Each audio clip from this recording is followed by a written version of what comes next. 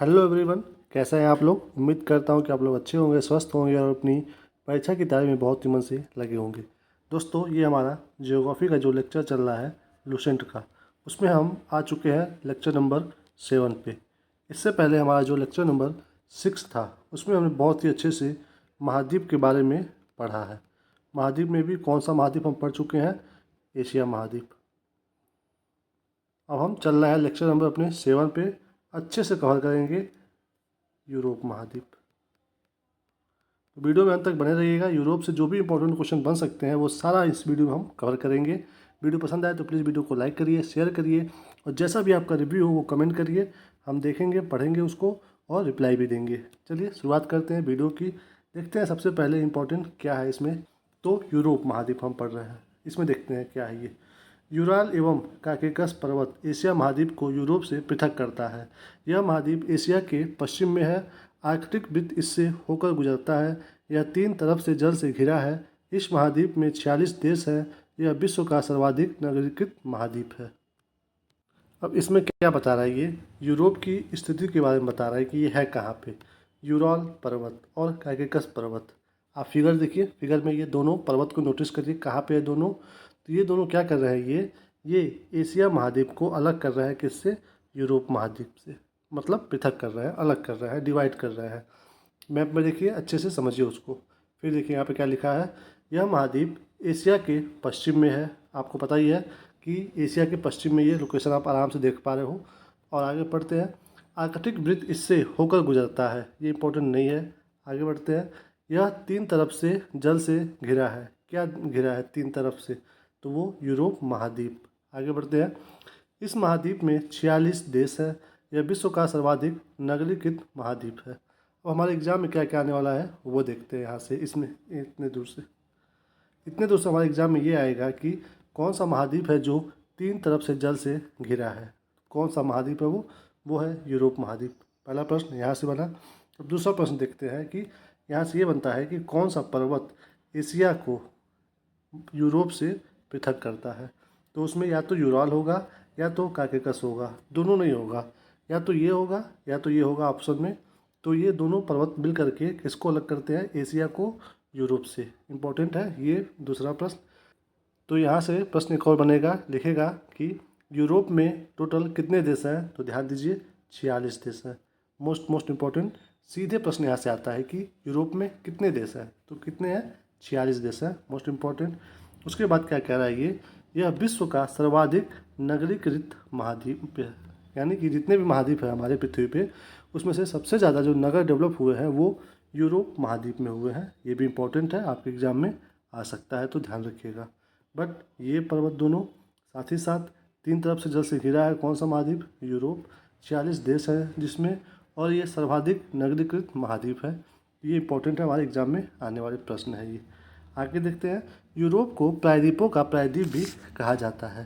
प्रायद्वीप, प्रायद्वीपों का प्रायद्वीप। प्रायद्वीप मतलब क्या होता है कि ऐसा द्वीप, ऐसा एरिया जो 3 साइड से जल से घिरा हो। तो ऐसे लैंड को हम लोग क्या बोलते हैं, प्रायद्वीप बोलते हैं। जो 3 साइड से, मिनिमम 3 साइड से जल से घिरा हो।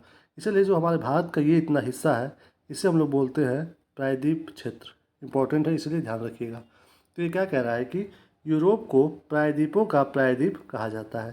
तो एग्जाम में आ जाएगी किस महाद्वीप को हम लोग प्रायद्वीपों का प्रायद्वीप बोलते हैं, तो वो बोलते हैं यूरोप महाद्वीप को। मोस्ट इम्पॉर्टेंट प्रश्न। आगे बढ़ते हैं। यूरोप महाद्वीप क्षेत्रफल की दृष्टि से ऑस्ट्रेलिया को छोड़कर अन्य सभी महाद्वीपों से छोटा है।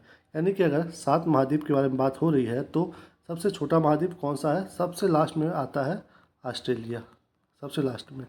और इससे जस्ट पहले यानी कि सेकेंड लास्ट कौन है, तो वो है यूरोप।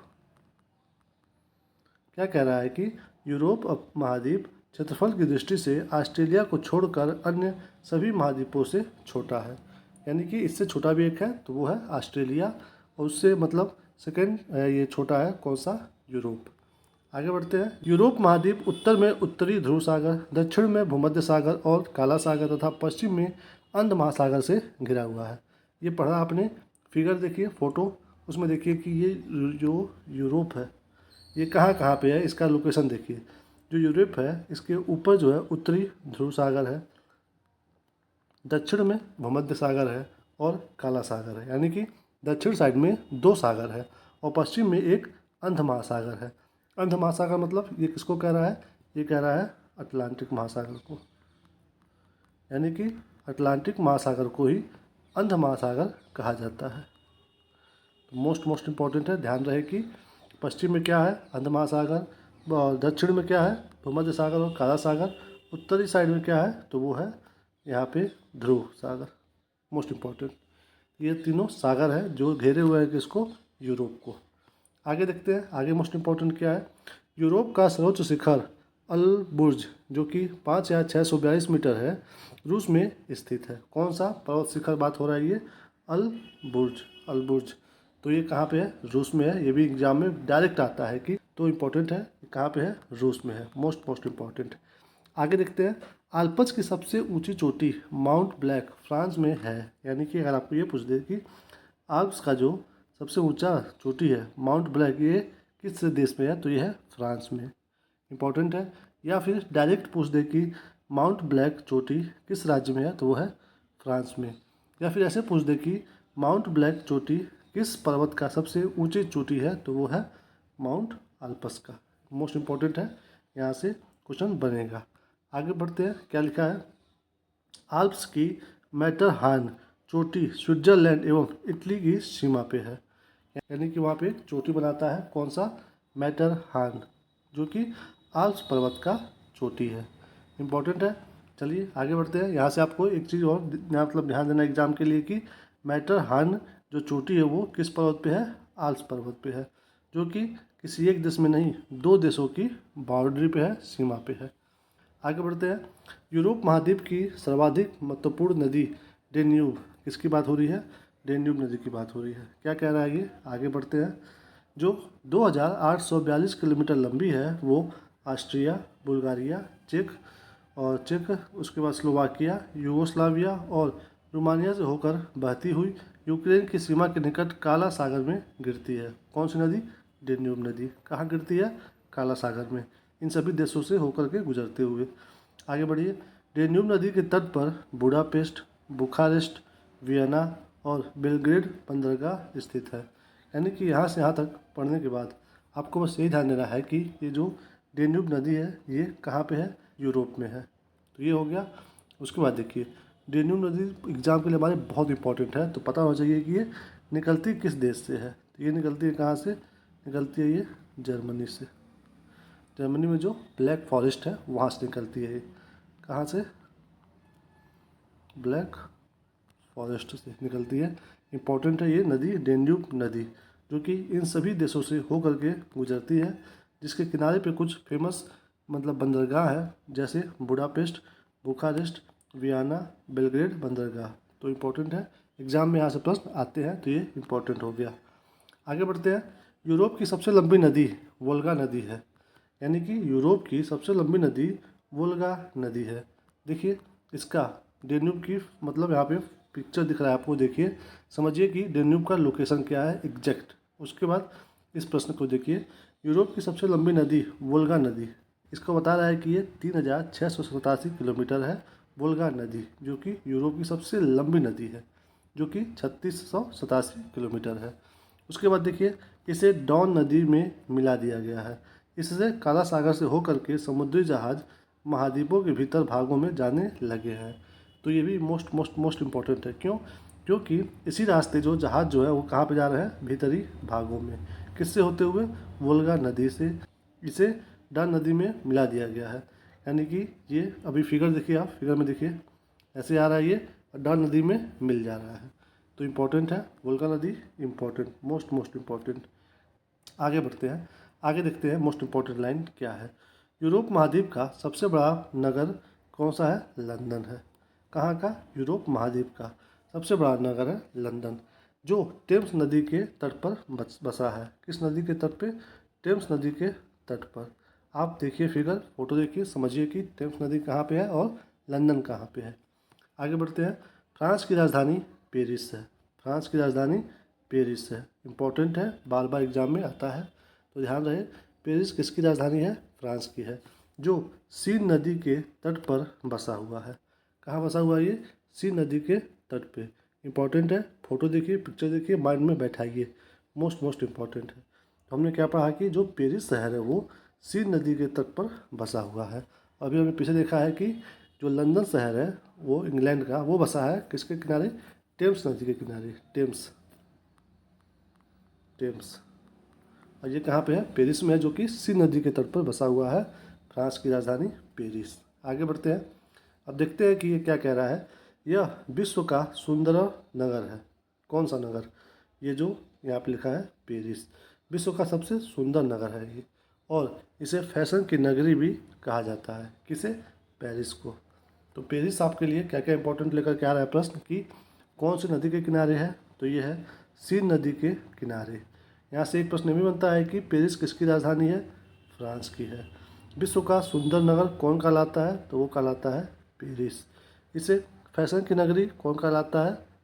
ये पेरिस। उसके बाद क्रॉन फ्रांस का एक प्रमुख शहर है जो क्रॉन फिल्म फेस्टिवल के लिए जाना जाता है। तो एग्जाम में यहाँ से प्रश्न बन सकते हैं कि कौन फिल्म फेस्टिवल किस देश में मतलब मनाया जाता है, जाना जाता है? तो ये है कहाँ पे? फ्रांस में। इम्पोर्टेंट है, प्रश्न यहाँ से आते हैं, बहुत ध्यान से देखिएगा, पढ़िएगा। देखिए दोस्तों, क्या है कि मैं आज सोचा था कि आपको यूरोप और अफ्रीका दोनों बता दूंगा, पढ़ा दूंगा, बट इतना डाटा है इसमें, इतना माइंड में रखने वाली चीज़ें हैं कि एक ही बार में आप पे यूरोप और अफ्रीका का लोड नहीं दिया जा सकता। आप अगर लोड लेके चल भी सकते हो तो क्यों दिया जाएगा? मतलब जब आपके पास और भी सब्जेक्ट है पढ़ने के लिए, तो एक सब्जेक्ट का इतना लोड क्यों दिया जाए? तो इसीलिए मैं इस वीडियो में सिर्फ और सिर्फ यूरोप के बारे में बताऊंगा, क्योंकि देखिए इसमें इस तरह के प्रश्न ज़्यादा आते हैं कि फैशन की नगरी किसे कहते हैं, किस देश को कहते हैं, कौन फिल्म फेस्टिवल किस देश में मनाया जाता है, या फिर विश्व का सुंदरी नगर किसे कहा जाता है, या फिर रोटी की डलिया किसे कहा जाता है। तो मतलब डायरेक्ट यहाँ से क्वेश्चन आते हैं यूरोप से और अफ्रीका से। तो बहुत ही आराम से पढ़ना है, सब समझते हुए पढ़ना है, क्योंकि एग्जाम में अगर एक प्रश्न आता भी है यहाँ से तो हमें आँख बंद करके क्लिक कर देना है। किसे? स्टडी स्मार्ट आर्मी को। आगे बढ़ते हैं। ये देखिए आगे क्या लिखा हुआ है। यूरोप के यूक्रेन गणराज्य विश्व का प्रमुख गेहूं उत्पादक क्षेत्र है, जो विश्व का अन्न भंडार या रोटी की डलिया कहलाता है। मोस्ट इम्पॉर्टेंट कि विश्व का अन्न भंडार कौन सा देश कहलाता है या फिर किस देश में है? तो वो है यूरोप के कौन से देश में? यूक्रेन में। Most important. इसे इसी वजह से क्या कहा जाता है? रोटी की डलिया। तो या तो एग्ज़ाम में आपके ये पूछ दे, या तो एग्ज़ाम में ये पूछ दे, तो दोनों के लिए आप तैयार रहिए। कहाँ पे? यूक्रेन में है डोली की डलिया। Most important. आगे बढ़ते हैं। इटली विश्व का दूसरा सर्वाधिक अंगूर उत्पादक देश है। यानी कि दूसरा सर्वाधिक अंगूर कहाँ पे मिल रहा है? इटली में मिल रहा है। ये हमें जानने की ज़रूरत नहीं है, छोड़ दीजिए। आगे बढ़िए। राइन नदी का जलमार्ग यूरोप का सर्वाधिक व्यस्त अंतःस्थलीय जलमार्ग है। जर्मनी में अवस्थित ब्लैक फॉरेस्ट राइन नदी के किनारे स्थित है। आप फिगर देखिए, समझिए ये क्या कह रहा है कि ये कहाँ पे लोकेशन है, और ये अंतःस्थलीय जलमार्ग है। मोस्ट इम्पॉर्टेंट, जो कि ब्लैक फॉरेस्ट जो है यहाँ पे, ब्लैक फॉरेस्ट इसी के साइड से होकर गुजरती है राइन नदी। कहाँ पे? जर्मनी में। Most important. आगे बढ़िए। यहाँ पे प्रश्न आपके आने वाले हैं। अंतःस्थलीय होते हुए सबसे ज़्यादा व्यस्त है, तो वो है राइन नदी का अंतःस्थलीय जलमार्ग। मोस्ट इम्पॉर्टेंट है, एग्जाम में आता है यहीं से प्रश्न। आगे देखते हैं अगला क्या है। यूरोप का सबसे महत्वपूर्ण रेल मार्ग जिसका नाम है ओरिएंट रेल मार्ग। कौन सा रेल मार्ग? ओरिएंट रेल मार्ग, जो फ्रांस के पेरिस, कहाँ से? फ्रांस के पेरिस नगर से टर्की के कुस्तुनतुनिया नगर के मध्य तक जाती है। यानी कि कहाँ से कहाँ चल रहा है ये? कौन सा? ओरिएंट रेल मार्ग। आप फिगर में देखिए, फिगर में क्या है? फ्रांस से कहाँ तक जा रहा है? ये देखिए लिखा है यहाँ पे टर्की, बट इसका नाम अब चेंज करके हो गया है तुर्की। क्या हो गया है? तुर्की। यहाँ पे रही है तुर्की हो गया है। तुर्की का नाम अब क्या हो गया है? तुर्की। तो फ्रांस और तुर्की के बीच में कौन सा रेल मार्ग है? वो है ओरिएंट रेल मार्ग। मोस्ट इम्पॉर्टेंट है। आगे बढ़ते हैं, देखते हैं आगे क्या लिखा हुआ है। आगे है क्षेत्रफल की दृष्टि से। देखिए मोस्ट इम्पॉर्टेंट कि पूछ किस दृष्टि से रहा है ये भी आपको जानना चाहिए। तो यहाँ पे पूछ रहा है क्षेत्रफल की दृष्टि से विश्व का सर्वाधिक बड़ा देश कौन है? तो वो है रूस। कहाँ पे है? यूरोप महाद्वीप में स्थित है। इम्पॉर्टेंट है कि क्षेत्रफल की दृष्टि से सबसे बड़ा देश कौन है विश्व में, तो वो है रूस, जो कि यूरोप महाद्वीप में स्थित है। रूस कहाँ पे है, यूरोप महाद्वीप। यूरोप का आप देखोगे ज़्यादातर हिस्सा ये कहाँ पे है, यहाँ पे है एशिया में, और कुछ हिस्सा कहाँ पे है, तो ये है यूरोप में है। ये पश्चिमी हिस्सा कहाँ पे है, यूरोप में है, और पूर्वी हिस्सा कहाँ पे है, एशिया महाद्वीप में है। तो यहाँ पे क्या कह रहा है कि विश्व का सर्वाधिक बड़ा देश रूस कहाँ पे है, यूरोप महाद्वीप में स्थित है। आगे बढ़ते हैं। ऐसा क्यों माना जा रहा है, क्योंकि ये जो अभी मैंने बताया कि ये जो हिस्सा है और प्लस यूरोप का ये जो हिस्सा है, इन दोनों में अगर आप कंपेयर करोगे तो 80% जनसंख्या इसी एरिया में रहती है। तो इसलिए ये माना जाता है कि विश्व का सर्वाधिक बड़ा देश कौन है, रूस है, जो कि यूरोप महाद्वीप में स्थित है। आगे देखते हैं किसकी बात कर रहा है। शैंपेन शराब विश्व में सबसे अधिक फ्रांस में बनती है। तो एग्जाम में अगर आए कि शैंपेन शराब सर्वाधिक किस देश में मिलती है, तो फ्रांस में मिलती है। आगे देखिए तो कहाँ मिलता है शैंपेन शराब, सबसे ज़्यादा मिलता है वो फ्रांस में। आगे देखिए फ्रांस को सूरा और सुंदरियों का देश भी कहा जाता है। तो इम्पोर्टेंट है, एग्जाम में अगर आ जाए कि सूरा और सुंदरियों का देश कौन है, तो वो है फ्रांस। मोस्ट इम्पोर्टेंट, याद रखिएगा, एग्जाम में आते हैं ऐसे प्रश्न। आगे देखिए यूरोप के अधिकांश देश को तीन ओर से सागरों द्वारा घिरे होने के कारण प्रायद्वीपों का महाद्वीप कहा जाता है। बात मैंने क्या बताया था आपको कि कोई भी अगर ऐसा लैंड है जो तीन साइड से घिरा हुआ है, किससे, सागरों से, यानी कि जल से घिरा हुआ है, तो उसे क्या बोलते हैं हम लोग, प्रायद्वीप बोलते हैं। तो यहाँ पे क्या कह रहा है कि यूरोप जो है वो प्रायद्वीपों का महाद्वीप है। इंपॉर्टेंट है, एग्जाम में आ जाए। प्रायद्वीपों का महाद्वीप कौन सा महाद्वीप है, तो वो कौन सा है, यूरोप महाद्वीप है। मोस्ट इम्पॉर्टेंट आता है क्वेश्चन यहाँ से। अगला क्या है, यूरोप के फिनलैंड को झीलों का देश कहते हैं। कई बार एग्जाम में पूछा है कि कौन से यूरोपीय देश को झीलों का देश कहा जाता है, तो वो है फिनलैंड। आगे बढ़िए, अगला क्या लिखा है, यूरोप का ब्लैक फॉरेस्ट कहाँ का, यूरोप का, और हार्ज पर्वत भ्रंशोत्थ पर्वत है। ये बस जानना है और छोड़ देना है, आगे बढ़ना है। आगे क्या है, इटली को यूरोप का भारत कहा जाता है। हमारे एग्जाम के लिए मोस्ट इम्पॉर्टेंट प्रश्न। ऐसा क्यों कहा जाता है, आप फिगर में इसका लोकेशन देखिए, स्थिति देखिए कैसा है ये, देखिए आगे बढ़िए, डिटेल में पढ़िए यहाँ पे। क्योंकि यह भी भारत की तरह कृषि प्रधान देश है। एक तो ये वजह हो गया, इसलिए इसको क्या कहा जा रहा है, यूरोप का भारत। और दूसरा वजह क्या है, जैसे हमारे देश में उत्तर साइड में क्या है, हिमालय, वैसे ही सेम टू सेम इटली में उत्तर साइड में क्या है, आल्प्स पर्वत है। इमेज में देखिए, समझिए कि इसको क्यों कहा जा रहा है यूरोप का भारत, किसे, इटली को। मोस्ट इम्पॉर्टेंट है, एग्जाम में प्रश्न आ रहा है यहाँ से बहुत ज़्यादा। फिर देखिए यूरोप में जल विद्युत का सर्वाधिक विकास इटली एवं स्वीडन में हुआ है। किसका विकास, जल विद्युत का विकास। इम्पोर्टेंट है, यानी कि जहाँ पे पानी से बिजली बनाई जाती है तो सबसे ज़्यादा कहाँ बनाया जा रहा है, इटली में और स्वीडन में। इम्पोर्टेंट है, एग्जाम में आएगा ये प्रश्न। आगे देखिए फ्रांस को हाइन यार्ड और नॉर्वे को फ्योर्ड तटों का देश कहते हैं। तो आप बस यहाँ पे ये देखिए कि फ्योर्ड तटों का देश किसे कहते हैं, नॉर्वे को कहते हैं। यहाँ से ये क्वेश्चन बहुत ही मतलब एक बार बस, एक या दो बार आया है बस, और यहाँ से ये प्रश्न बार बार पूछता है कि फ्योर्ड तटों का देश किसे कहते हैं, तो वो कहते हैं नॉर्वे को। उसके बाद आपको ये भी याद रखना हो, वाइन यार्ड किसे बोलते हैं, तो वो बोलते हैं फ्रांस को। आगे बढ़ते हैं, ये क्या लिखा है, इंग्लिश चैनल फ्रांस को यूनाइटेड किंगडम से अलग करता है। यानी कि क्या कर रहा है ये इंग्लिश चैनल, ये डिवाइड कर रहा है किसको, ये डिवाइड कर रहा है जो आपको यहाँ पे देखेंगे यूके है, और यहाँ पे देखेंगे आप जो फ्रांस है। इन दोनों के बीच में जो सागर है उसे क्या बोल रहे हैं हम लोग, इंग्लिश चैनल। फिगर में देखिए, समझिए इसको बोल रहे हैं हम लोग इंग्लिश चैनल। इन दो देश के बीच में ये फ्रांस और यूके, यूनाइटेड किंगडम। बार बार एग्जाम में आता है, ये बार बार आता है, किन दो देशों के बीच में है इंग्लिश चैनल, फ्रांस और यूके के बीच में। आगे बढ़ते हैं, अब इसी जगह एक और प्रश्न आता है उसी लोकेशन से, डोवर जलडमरू मध्य, किसकी बात हो रहा है, डोवर जलडमरू मध्य से जाने वाली चैनल सुरंग कौन सा यूनाइटेड किंगडम से और फ्रांस को जोड़ती है। कौन सा, डोवर जलडमरू मध्य से जाने वाली चैनल सुरंग यूके और फ्रांस को जोड़ती है, जैसे कि इसकी बात हो रही है। आगे देखते हैं, इस रेलवे सुरंग की कुल लंबाई 50.45 किलोमीटर है। इसकी गहराई 75 मीटर है। इसकी शुरुआत 6 मई 1994 को हुआ और 14 नवंबर 1994 से यात्री सेवा की शुरुआत हुई। अब बस ये जानिए इसमें से इतना पढ़ने के बाद कि डोवर द डब्ल्यू मध्य किन दो देशों के मध्य में है। तो किसके मध्य में है? यूके और फ्रांस के मध्य में। बस इतना ही जानना है और कुछ भी नहीं जानना है। आगे बढ़ते हैं, फिर देखते हैं यहाँ से अगला प्रश्न क्या बन सकता है हमारे। इसमें देखिए मोस्ट इम्पॉर्टेंट, गल्फ स्ट्रीम जलधारा यूरोप का गर्म कंबल के उपनाम से जाना जाता है। तो अगर एग्जाम में पूछ दे कि गल्फ स्ट्रीम जलधारा कहाँ की गर्म कंबल मानी जाती है, तो वो कौन से महाद्वीप की? यूरोप महाद्वीप की। मोस्ट इम्पॉर्टेंट, गल्फ स्ट्रीम कंबल मानी जाती है गर्म कंबल, कहाँ की? यूरोप की। आगे बढ़ते हैं, स्विट्जरलैंड को यूरोप का खेल का मैदान कहा जाता है। किसको? स्विट्जरलैंड को। ये प्रश्न भी एग्जाम में बार बार पूछा गया है कि यूरोप का खेल का मैदान किसे कहा जाता है, तो वो स्विट्जरलैंड है। इम्पॉर्टेंट है, बहुत ज़्यादा इम्पॉर्टेंट है। आगे देखिए, यूरोप का मरीज किस देश को कहते हैं?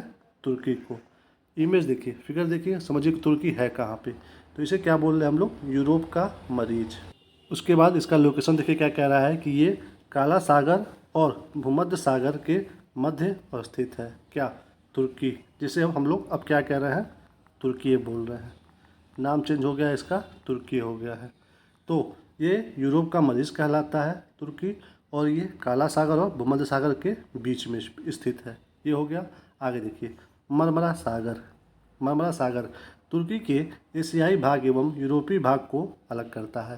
तो एग्जाम में अगर आ जाए कि एशियाई भाग और यूरोपीय भाग को कौन सा सागर अलग करता है, तो वो है मरमरा सागर, जो कि काला सागर और भूमध्य सागर के बीच में स्थित है। फिगर देखिए वहीं पे है, बीचों बीच में मरमरा सागर।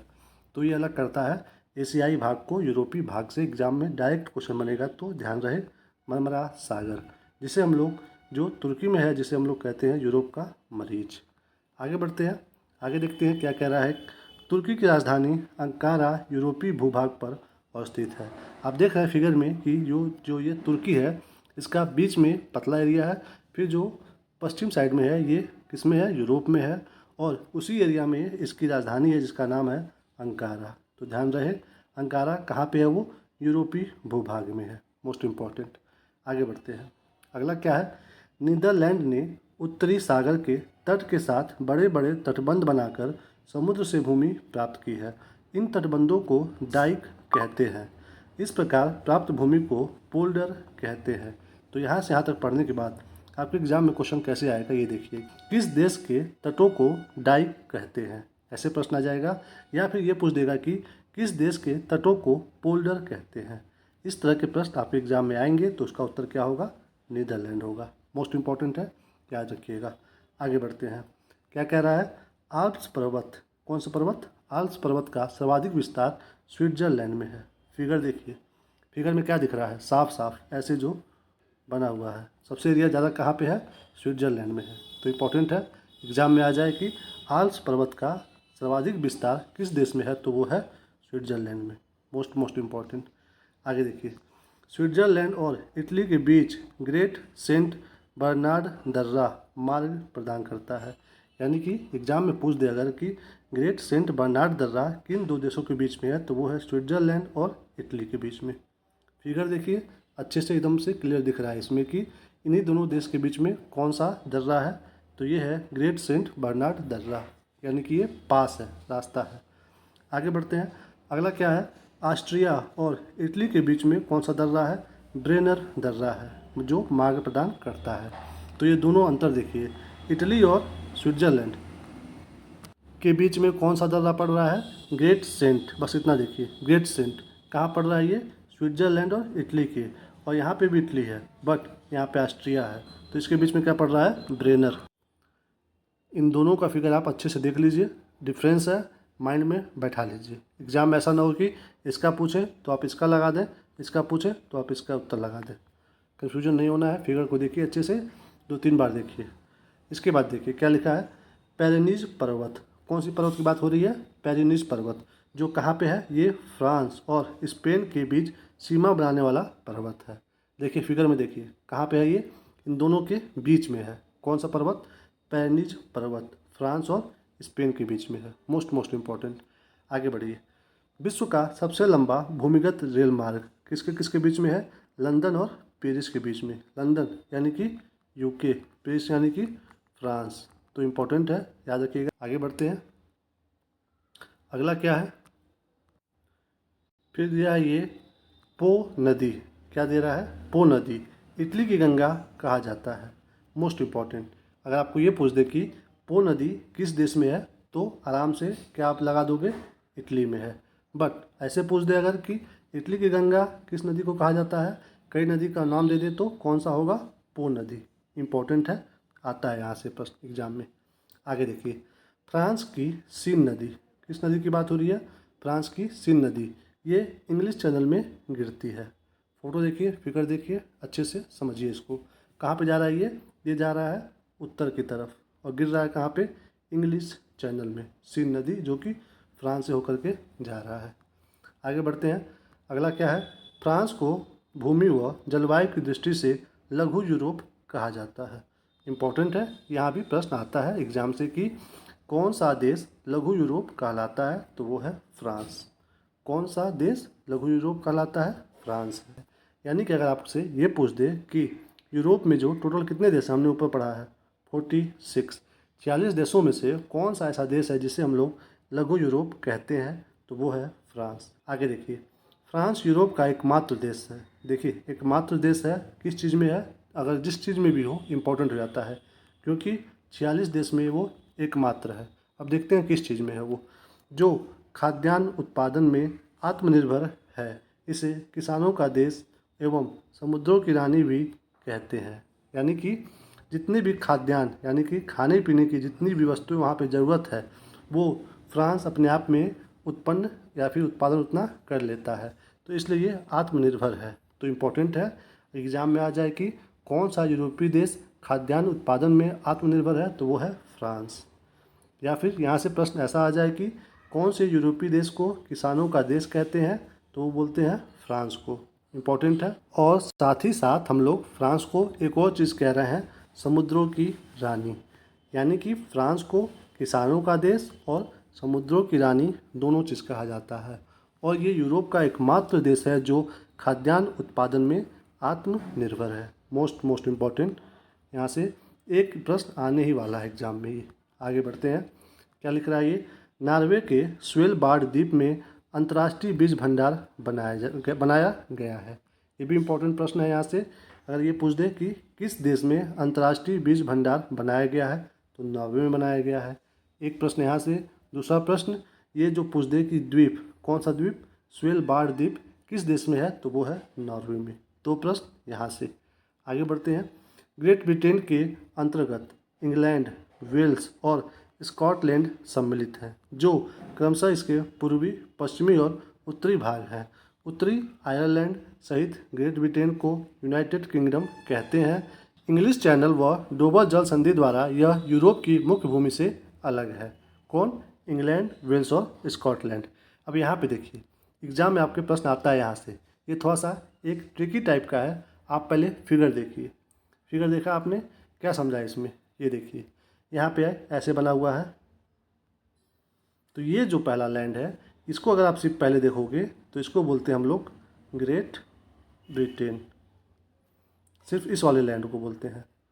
और इस लैंड में अगर हम ये जो यहाँ पे देश है, इसको अगर हम लोग मिला लेते हैं उत्तरी आयरलैंड को, उत्तरी आयरलैंड को जब हम लोग इसमें मिला लेते हैं, तो फिर इसको हम लोग क्या बोलते हैं, इसको बोलते हैं हम लोग यूके, यानी कि यूनाइटेड किंगडम।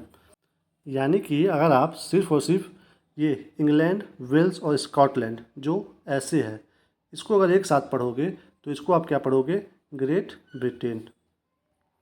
और इसमें अगर आप उत्तरी आयरलैंड को मिला लिए तो फिर ये क्या बन जाएगा, ये बन जाएगा यूके बन जाएगा, यूनाइटेड किंगडम। और जब आप इस उत्तरी आयरलैंड के साथ साथ पूरे आयरलैंड को इसमें मिला लोगे, पूरे आयरलैंड को, तो फिर इसको आप क्या बोलोगे, इसको आप बोलोगे ब्रिटिश इसलेट, यानी कि ब्रिटिश आइलैंड। क्या बोलोगे, ब्रिटिश आइलैंड, जो कि फिगर में आप अच्छे से देख रहे हो कि किसको जोड़ने के बाद क्या बन जा रहा है। इसको हमने फिगर से बता दिया। जो मेन लैंड है जिसमें कौन कौन सा एरिया है, इंग्लैंड है, वेल्स और स्कॉटलैंड है, तो इसको हम लोग क्या बोल रहे हैं, ग्रेट ब्रिटेन। उसमें जब उत्तरी आयरलैंड शामिल हो जा रहा है तो क्या बन जा रहा है, वो बन जा रहा है यूके। और जब पूरा आयरलैंड उसमें शामिल हो जा रहा है तो क्या बन जा रहा है, ब्रिटिश आइलैंड। चलिए इतना ही जानना था हमें, इम्पॉर्टेंट है, एग्जाम में यहाँ से प्रश्न जैसे भी आए आप टैकल कर सकते हैं अच्छे से। चलिए नीचे देखते हैं क्या लिखा है। जॉर्जिया, अर्मेनिया व अजरबैजान को संयुक्त रूप से काकेकस राज्य कहा जाता है। कौन सा राज्य, काकेकस। यानी कि अगर आपके एग्जाम में ये दे दे 3 नाम और एक और कोई नाम दे दे देश का और पूछे कि इनमें से कौन सा देश काकेकस राज्य नहीं है, तो वो आप आराम से देख लीजिए कौन सा नहीं होगा इसमें से। फ़ोटो देखिए, फिगर देखिए, ऐसे इसमें जो देश हैं वो 3 देश यही हैं, जॉर्जिया, अर्मेनिया, अजरबैजान। इसके अलावा अगर कोई भी तीसरा मतलब चौथा देश अगर आपके ऑप्शन में आ जाए और पूछ ले कि इनमें से कौन सा देश काकेशस देश नहीं है, काकेशस राज्य नहीं है, तो मतलब जो इसमें तीनों में नहीं है वही होगा। ये 3 ऑप्शन में रहेगा तो ये तीनों सही है। आगे बढ़ते हैं, यहाँ से ऐसे प्रश्न आपके एग्जाम में आएंगे। अगला क्या है, मास्को को 5 सागरों का पत्तन कहा जाता है। किसको, मास्को को। मास्को क्या है ये दोस्तों रूस की राजधानी, रूस की राजधानी है। जो आप रूस देखोगे ऐसे और इधर यूरोप का, तो यूरोप वाले हिस्सा में है ये राजधानी मास्को। इसको हम लोग क्या बोल रहे हैं, 5 सागरों का पत्तन। तो एग्जाम में अगर आ जाए कि 5 सागरों का पत्तन किसे कहा जाता है, तो मास्को को कहा जाता है। और ये 5 सागर कौन कौन से हैं यहाँ पे बता रहा है, कैस्पियन सागर, काला सागर, बाल्टिक सागर, खेत सागर और लडोगा झील।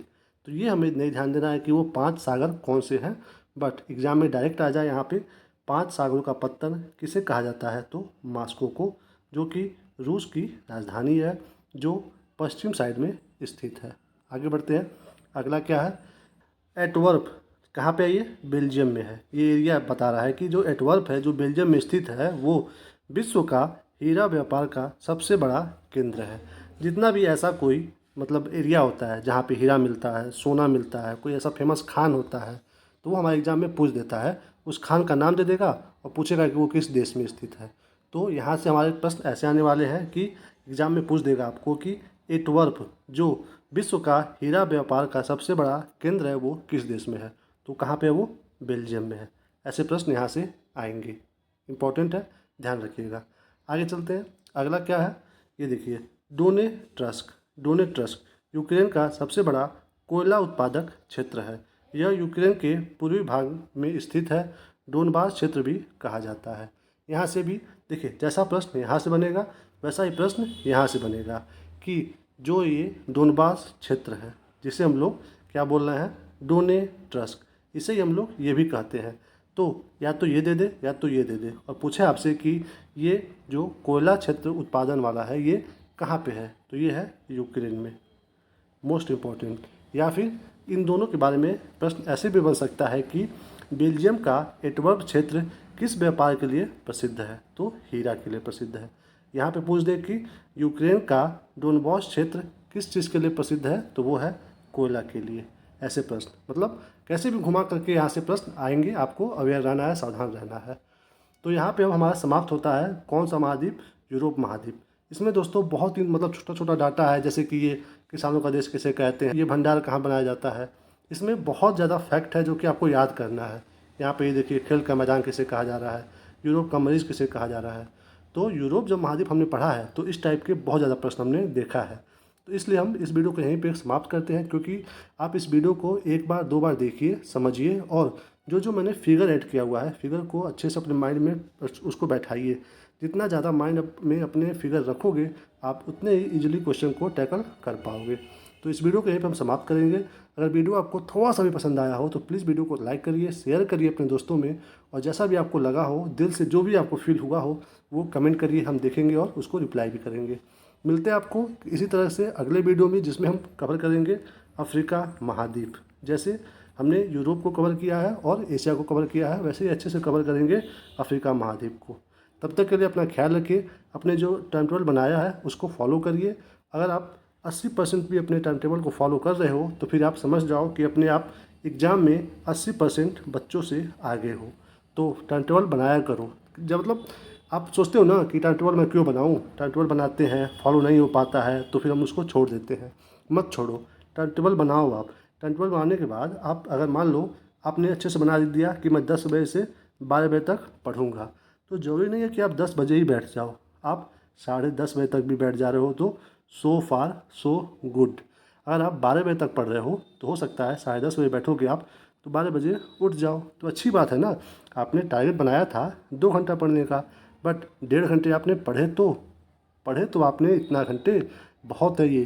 अगर आप ऐसे ही करते करते पूरे दिन भर का टाइम टेबल बनाए हो, आप मान लो 12 घंटे का बनाए हो, और आप ऐसे करते हुए 8 घंटे भी अगर पढ़ पा रहे हो तो सोचो आप कितने अच्छे से पढ़ाई कर रहे हो आप। और ये डेली का हो, मतलब ऐसा नहीं कि आज 12 घंटे में 8 घंटे आज पढ़े कल बिल्कुल नहीं पढ़े, ऐसा नहीं है। ये तभी आपको सही रहेगा जब आप 12 में 8 घंटा आज पढ़ रहे हो और कल भी 12 में 8 से 7 घंटा पढ़ पा रहे हो। तो 7 घंटा 8 घंटा अगर डेली रहेगा तो फिर आप बिलीव मी, बात मानिए मेरी, आप 80% बच्चों से आप ऑलरेडी रेस में आगे हो। ओके, तो इस चीज़ को ध्यान रखिए और प्लीज़ एक हल्का सा लाइट टाइम टेबल अपना ज़रूर बनाइए, और उसको 80% तक फॉलो कर रहे हैं तो मतलब बल्ले बल्ले है। बेस्ट ऑफ लक, मिलते हैं आपको अगले वीडियो में, तब तक के लिए अपना ख्याल रखिए। जय हिंद, जय भारत, जय माता दी।